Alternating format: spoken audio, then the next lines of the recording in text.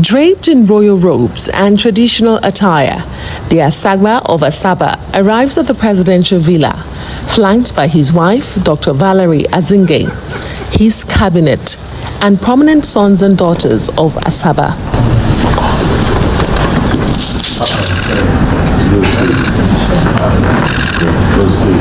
The president arrives for the meeting and shortly goes into closed doors.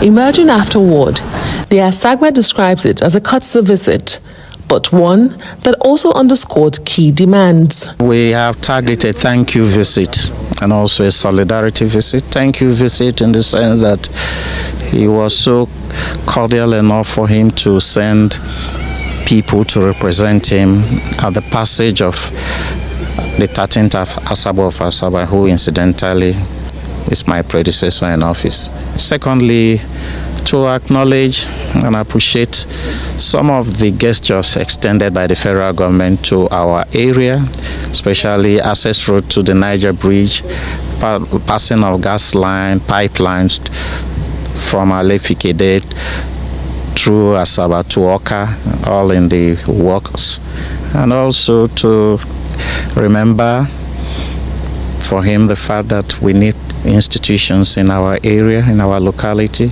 especially to remind him that Asaba remains the only state capital without a federal university, and that for us is worrisome.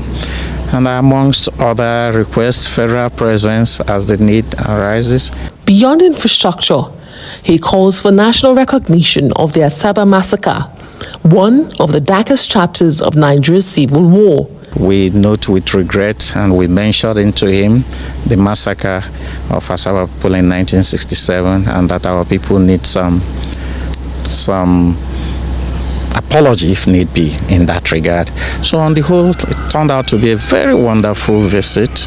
In October 1967, federal troops entered Asaba after clashes with Biafran forces.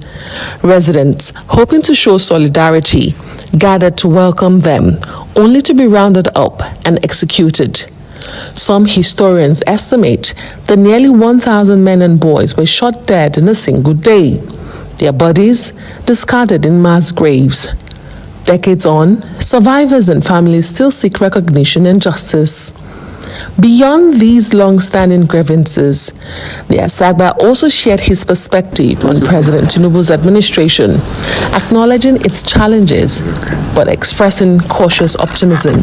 There might be some hiccups here, but on the whole, we score him highly in that regard, and we pray for him. This is a very difficult country to govern. There will always be some criticisms here and there, but on the whole, I believe that he's on the right track, and then we wish him the very best. For Asaba's monarch, this visit is as much about history and justice as it is about the future. The question now is whether the federal government will act on these demands. Adesoa Omorwan, Arise News.